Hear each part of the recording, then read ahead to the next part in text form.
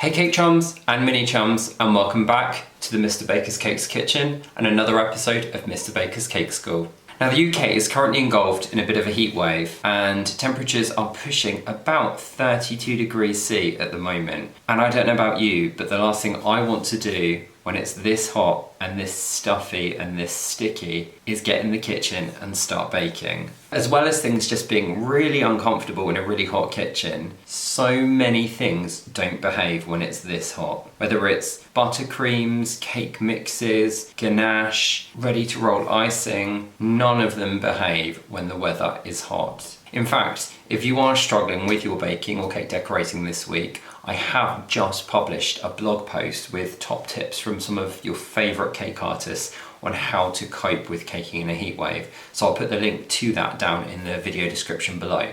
But in the meantime, for this week's Mr. Baker's Cake School project, I thought we'd step away from the oven and do something a little bit more summer friendly. And so in this week's episode of Mr. Baker's Cake School, we're going to be making ice cream. Let's get to the video.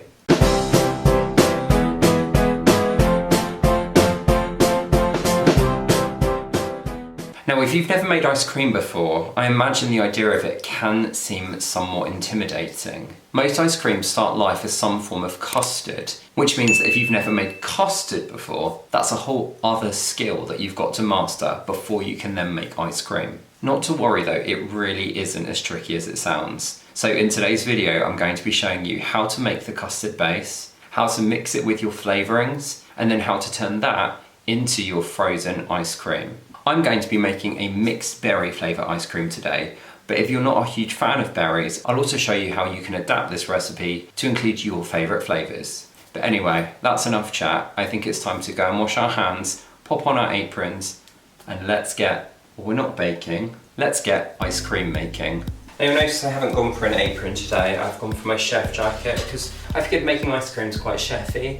It probably isn't, but indulge me. I haven't worn my chef jacket for ages and I wanted to. So, as always, before we get started today, I am going to take you through all of the ingredients that you will need to make your ice cream. So, starting with the custard base, you will need one full large tub of double cream, which is 600 millilitres. You will need 300 millilitres of whole milk, and this is cow's milk. I'll be honest with you, I haven't tried making this recipe with any non-dairy milk or cream substitute, so apologies, I don't know how well they would work. But yes, today we are using proper double cream and proper whole cow's milk. You will need 150 grams of caster sugar, and I'm just using bog standard white caster sugar today. You will need 5 egg yolks, so just the yolks, and I'll show you how to separate those in a minute or two. And then to flavour your ice cream, you will need 2 teaspoons of vanilla extract, 400 grams of fresh fruit of your choice, and I'm using a combination of raspberries, blackberries and strawberries today, and 1 to 2 teaspoons of fresh lemon juice. I will warn you that today's recipe is a little bit more gadget heavy than usual. As you know, normally I try where possible to stick to just using a large bowl and a wooden spoon, simply because I know that lots of you might not have access to different gadgets at home. However, as will become apparent through today's video, you'll see how much easier various stages are if you do have a gadget to help you. So by all means, do feel free to still have a go if you don't have a stand mixer or a food processor or even an ice cream maker, and I'll try where possible to tell you how you could achieve the same results without them. But because it is just me here on my own in the kitchen today, it will be so much easier for me to use some gadgets. So apologies that I'm not staying true to form, but hopefully we'll still have some fun anyway. Now we're going to start today by making our custard base. As I explained earlier on in the video, the majority of ice cream recipes will start with a custard base, and it's probably the bit that puts most people off making their own ice cream. But it really isn't as scary as you might imagine. The one bit that is a bit tricky is it does involve a little bit of multitasking, and that's one of the reasons why I'm going to use some gadgets today, so that I can have one gadget doing the work for me while I'm doing the other bit of work.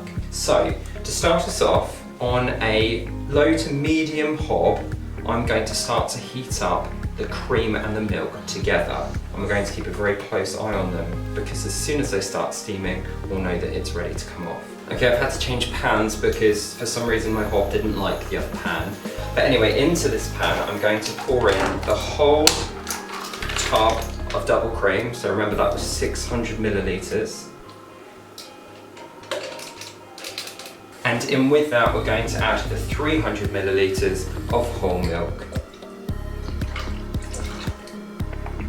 I'm going to give that just a little stir with my heat-proof silicone spatula, just to combine those two together. And then it is simply a case of letting those start to heat through until I see steam forming. While that is happening, we're going to prepare our eggs. Now remember, we only need the egg yolks for our ice cream today. So what I'm going to do is split my eggs into these two bowls, putting the yolks in one and the whites in the other. Those whites can then be used for making something else, maybe like a meringue or a souffle, or even just something simple like an egg white omelette. So to split my eggs, I like to crack them open carefully, and then I'll split the shell into two pieces, letting the white drip down into one bowl, and then I pass the yolk from one shell to the other, letting all that white drip away. Now, I've managed to break that yolk, but that's not a huge problem because most of it has gone in this bowl. And eventually you should end up with 5 egg yolks in your bowl, and we're not even going to talk about this because I don't know what my eggs were doing today, but I'm going to set this aside and I'll use that for something else later on. The next thing we need to do with our egg yolks is combine them with the 150 grams of caster sugar, and we're going to whisk them until they are light and pale. Now again, you could do this by hand using a hand whisk, or even one of these whisks here. But today, because I want that to be happening while I'm keeping an eye on my milk and cream, I'm going to use my stand mixer. So I'm using my glass bowl today so that you can see what is actually happening in the bowl while we're doing this. And you can see that I've already attached the whisk attachment, which looks like this. Into the bowl, I'm going to pour in my 5 egg yolks and my 150 grams of caster sugar. And then it's simply a case of just letting the stand mixer run for about 2 minutes until these are thoroughly combined and light in colour.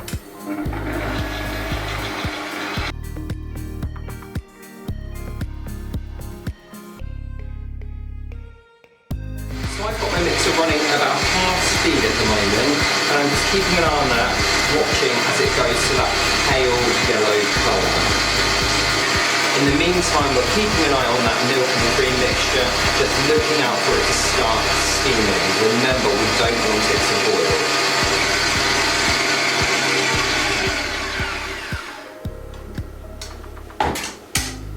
Now, I always like to just go around the outside of the bowl with my silicone spatula just to check that I haven't missed any of that mixture. So I'm just giving a quick wipe around the sides. And you can see it has got that lovely pale colour that we're looking for. And then I can put my whisk attachment back on and just give it a couple of seconds more.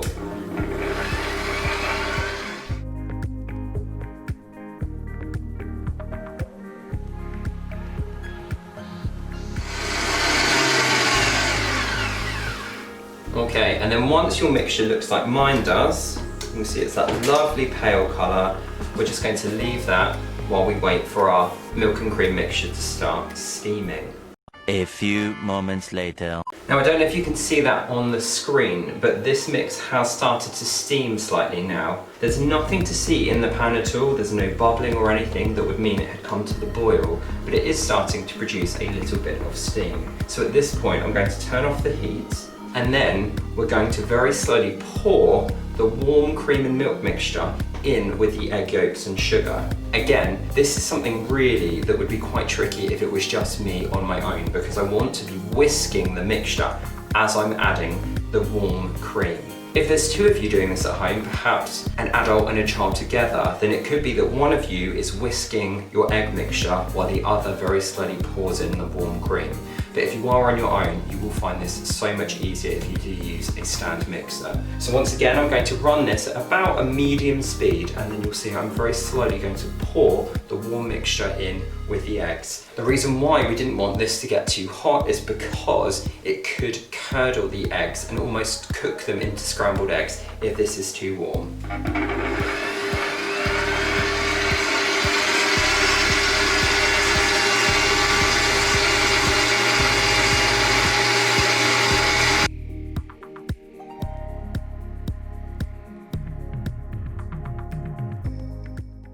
A few moments later.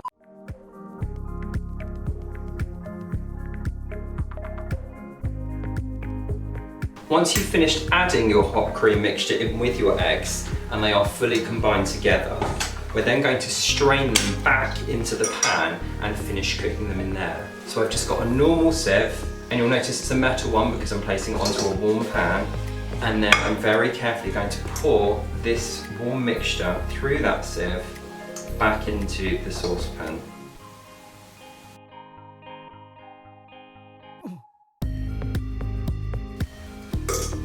And then it's as simple as continuing to heat this over a low to medium heat until it starts to thicken.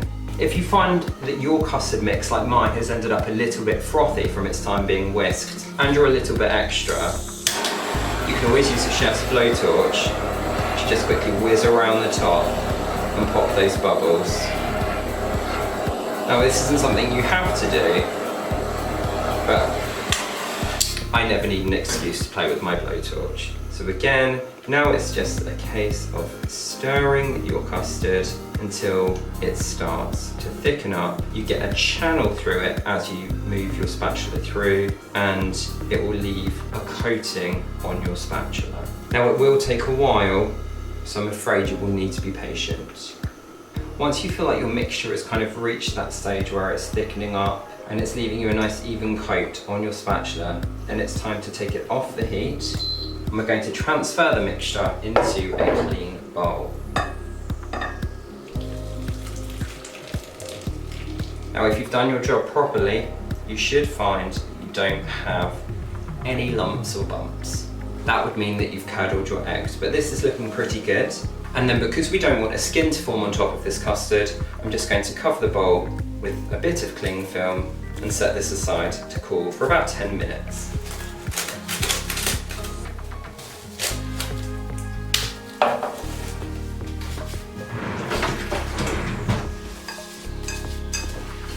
Now to prepare my fruit today, I'm going to be using my food processor, and in there I have put the blade attachment.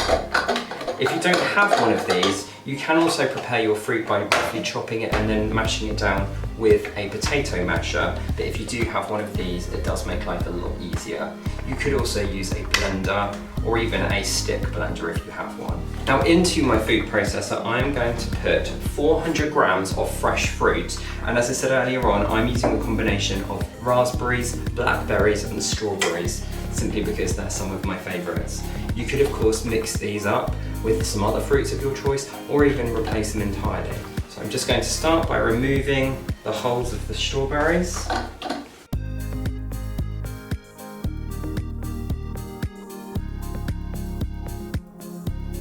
And then pouring in the rest of the fruit.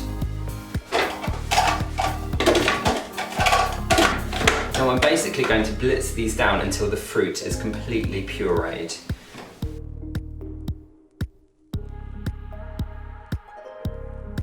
Which, as you see, doesn't take very long at all. In with that, I'm going to add in a little squeeze of lemon juice, and you'll notice that I'm squeezing it onto my hand so that I can catch any pips and they don't go down into my berry mixture. You don't need much at all, only about 1 to 2 teaspoons.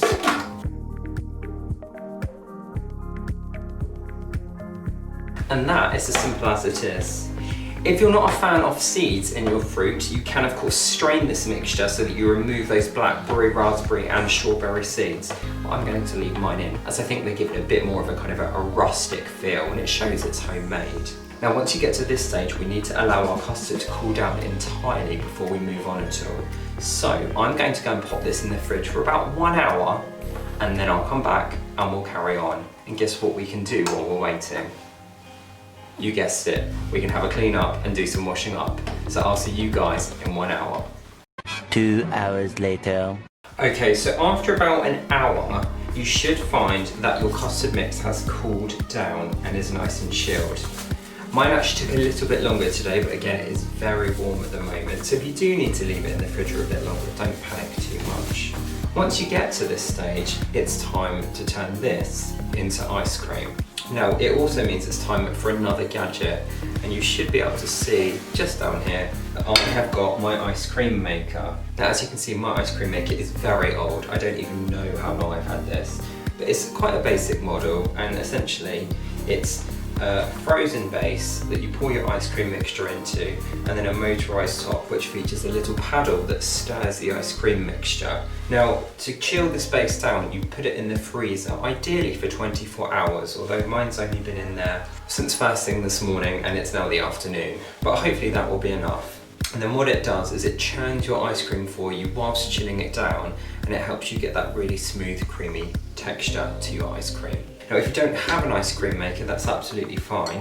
What you can do instead is put your ice cream into a kind of a shallow, freezer-safe dish, but you just have to make sure that you go and keep stirring it every half an hour or so for about 6 hours. So these really do make life easier. What I'm planning on doing is putting some of my mixture in here and some in a shallow dish as well, so that you'll get to see both methods. Although I can't guarantee that the shallow dish version will be finished by the time I end the video, otherwise we could be here for quite some time. But anyway, so I'm going to take my fruit puree from earlier on, pour it straight into my custard,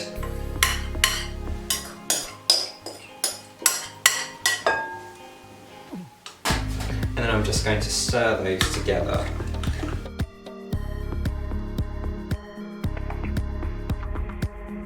You can see that this recipe makes quite a large batch of mixture, so that's why I've got enough to do the ice cream maker and the shallow tray. If you were just doing the ice cream maker, you might find that you need to do separate batches, but in the ice cream maker it should only take about 40 minutes to chill down, and then you can transfer it out of the base into another container to keep it in the freezer for up to 3 months. Don't make the mistake that I did the first time I used it, where I left it in the base and then put it in the freezer, because it meant that it took hours for the ice cream to defrost enough for me to be able to remove some. So I'm going to fill the ice cream maker up about 2/3 to 3/4 of the way full, simply because as the ice cream churns, it will expand slightly and we don't want it to overflow. Just pouring that mixture inside.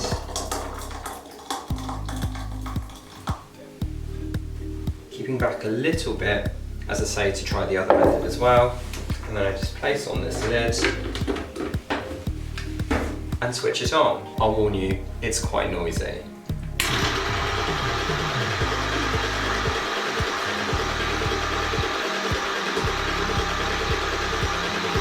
But I'm just going to leave that now to do its thing for about 40 or so minutes, and then I'll come back and see how it's doing. Hopefully on a warm day like today, it will still be able to chill that ice cream down for me.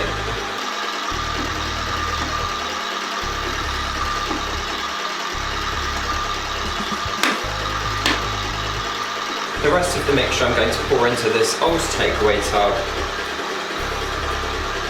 like so. And then this can go in the freezer for about 4 to 6 hours, making sure that you give it a jolly good stir every half an hour to an hour, just to again break up those ice crystals and make sure you end up with a nice smooth creamy ice cream rather than just a lump of solid frozen fruity custard.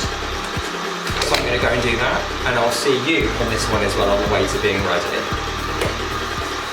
1 eternity later. Okay, so long story short, the ice cream maker didn't work. I guess I hadn't put it in the fridge for long enough, or it couldn't cope in the heat. I'm not sure, but anyway, I did it the other method where I transferred the mixture into a shallow glass dish and then stirred it kind of every 40 or so minutes for about 4 hours, and we're almost there now, but it's also very nearly bedtime, and if I don't get this video finished, it's never going to go up. So through the magic of editing and a long way, and literally editing, I'm like editing now because it's taken that long. But in all seriousness, through the magic of editing, there is my mixed berry ice cream. As I say, it's almost perfect. It could probably do with about another half an hour or so, but I'm gonna dig in now, let you know what I think. So if I dig in here on camera, you can see it's got that kind of really nice smooth texture that you expect from an ice cream, and it is pretty much almost fully frozen.